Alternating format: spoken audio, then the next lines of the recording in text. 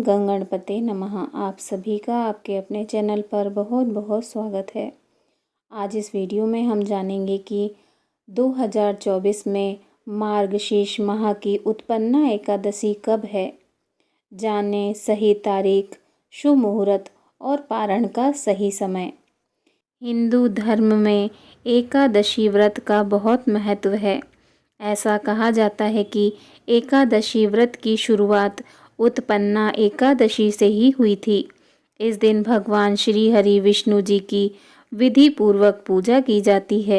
धार्मिक मान्यताओं के अनुसार उत्पन्ना एकादशी का व्रत रखने से जीवन में सुख, शांति और मनोकामनाओं की पूर्ति होती है।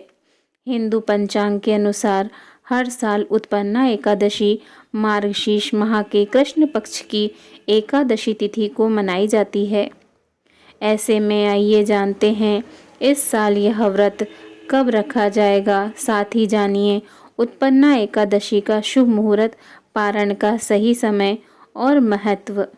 हिंदू पंचांग के अनुसार इस साल उत्पन्ना एकादशी 26 नवंबर 2024 को मनाई जाएगी। एकादशी तिथि की शुरुआत 25 नवंबर रात्रि 1:01 पर होगी। एकादशी तिथि का समापन 27 नवंबर प्रातःकाल 3:47 पर होगा। पूजा का अभिजीत मुहूर्त प्रातःकाल 11:52 से दोपहर 12:35 तक है। सायंकाल पूजा का मुहूर्त सायंकाल 5:24 से सायंकाल 6:45 तक है। आइए जानते हैं उत्पन्ना एकादशी पूजा विधि। एकादशी के दिन सूर्योदय से पूर्व उठकर स्नान आदि से निवृत्त होकर स्वच्छ वस्त्र धारण करें। व्रत का संकल्प लें। पूजा स्थल पर एक साफ चौकी पर भगवान श्री हरि विष्णु जी की प्रतिमा स्थापित कर धूप दीप जलाएं और भगवान को चंदन का तिलक कर पीले फल फूल व नैवेद्य अर्पण करें। पूजा में भगवान श्री हरि विष्णु जी के मंत्रों का जाप व विष्णु सहस्त्र नाम का पाठ करें। उत्पन्ना एकादशी व्रत कथा पढ़ें या सुनें। अंत में आरती कर अगले दिन व्रत का पारण कर व्रत खोलना चाहिए। आइए जानते हैं एकादशी व्रत का पारण कब करें और कैसे करें। साल 2024 में उत्पन्ना एकादशी व्रत का पारण 27 नवंबर दोपहर 1:15 से सायंकाल 3:35 तक तय किया जाएगा। पारण के दिन सुबह जल्दी उठकर स्नान के बाद भगवान जी की पूजा करें, दीपक जलाएं और तुलसी पत्र, फल, मिठाई, पंचामृत, सूखे मेवे का भोग अर्पित करें। पूजा के बाद मंत्र जाप और आरती कर प्रसाद वितरण करें। जरूरतमंदों को दान करें। अंत में तुलसी पत्र या प्रसाद खाकर व्रत का पारण करना चाहिए। उत्पन्ना एकादशी को बहुत ही पवित्र माना जाता है। शास्त्रों में कहा गया है कि इस दिन से एकादशी व्रत की शुरुआत हुई थी। इसे करने से कई तरह के लाभ मिलते हैं। मान्यताओं के अनुसार इस व्रत को करने से जीवन में सुख समृद्धि आती है, साथ ही आपकी इच्छाएं पूरी हो सकती हैं। इसके अलावा इस व्रत को करने से आरोग्य और सुख शांति प्राप्त होती है और सुखी संतान का आशीर्वाद मिलता है। आइए सुनते हैं उत्पन्ना एकादशी व्रत कथा। धर्मराज युधिष्ठिर जी कहने लगे कि हे भगवान, मैंने कार्तिक शुक्ल एकादशी अर्थात प्रबोधनी एकादशी का सविस्तार वर्णन सुना। अब आप कृपा करके मुझे मार्गशीर्ष माह के कृष्ण पक्ष की एकादशी के विषय में भी बतलाइए। इस एकादशी का क्या नाम है तथा इसके व्रत का क्या विधान है, इसकी विधि क्या है, इसका व्रत करने से किस फल की प्राप्ति होती है। कृपया यह सब मुझे विधान पूर्वक बताइए। भगवान श्री कृष्ण जी बोले, मार्गशीर्ष माह के कृष्ण पक्ष में आने वाली इस एकादशी को उत्पन्ना एकादशी कहा जाता है। यह व्रत शंखोद्धार तीर्थ में स्नान करके भगवान के दर्शन करने से जो फल प्राप्त होता है उसके बराबर पुण्य मिलता है।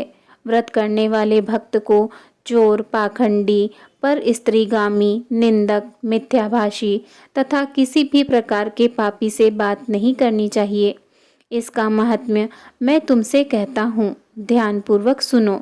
युधिष्ठिर जी कहने लगे कि हे भगवान, आपने हजारों यज्ञ और लाख गोदानों को भी एकादशी व्रत के बराबर नहीं बताया। यह तिथि सब तिथियों से उत्तम कैसे हुई, बताइए। भगवान कहने लगे, हे युधिष्ठिर, सतयुग में मुर नामक दैत्य उत्पन्न हुआ। वह बड़ा बलवान और भयानक था। उस प्रचंड दैत्य ने इंद्र, आदित्य, वसु, वायु, अग्नि आदि सभी देवताओं को पराजित करके भगा दिया।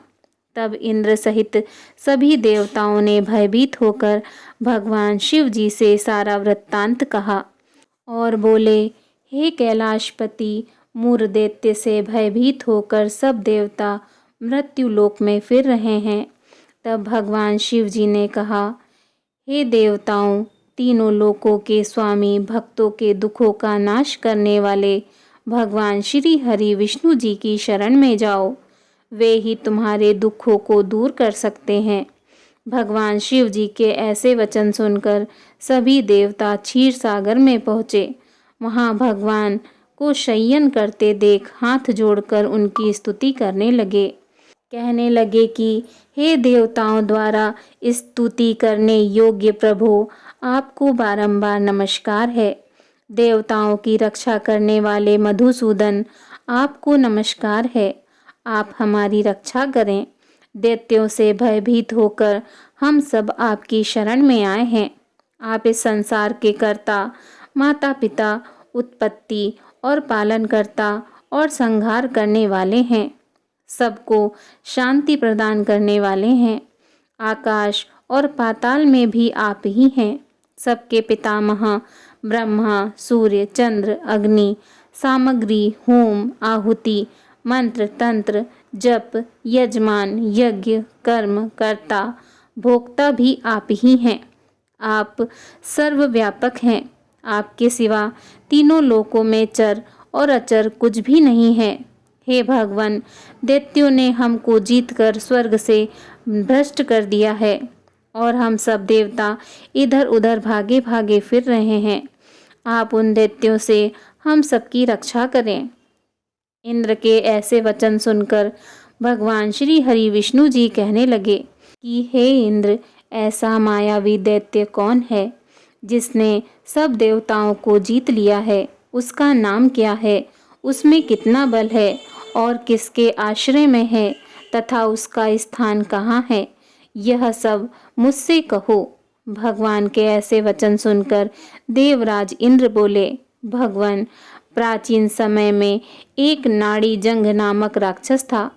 उसके महापराक्रमी और लोक विख्यात मुर नामक एक पुत्र हुआ।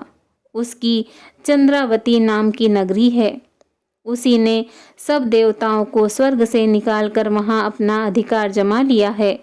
उसने इंद्र, अग्नि, वरुण, यम, वायु, ईश, चंद्रमा, नेत्रत्य आदि सबके स्थान पर अधिकार कर लिया है। सूर्य बनकर स्वयं ही प्रकाश करता है, स्वयं ही मेघ बन बैठता है और सबसे अजय है। हे असुर निकंदन, उस दुष्ट को मारकर देवताओं को अजय बनाइए। यह वचन सुनकर भगवान ने कहा, हे देवताओं, मैं शीघ्र ही उसका संहार करूंगा। तुम चंद्रावती नगरी जाओ। इस प्रकार कहकर भगवान सहित सभी देवताओं ने चंद्रावती नगरी की ओर प्रस्थान किया। उस समय जब दैत्य मुर सेना सहित युद्ध भूमि में गरज रहा था, उसकी भयानक गर्जना सुनकर सभी देवता भय के मारे चारों दिशाओं में भागने लगे। जब स्वयं भगवान रणभूमि में आए तो दैत्य उन पर भी अस्त्र शस्त्र आयुध लेकर दौड़ा। भगवान ने उन्हें सर्प के समान अपने बाणों से बींध डाला। बहुत से दैत्य मारे गए, केवल मूर बचा रहा।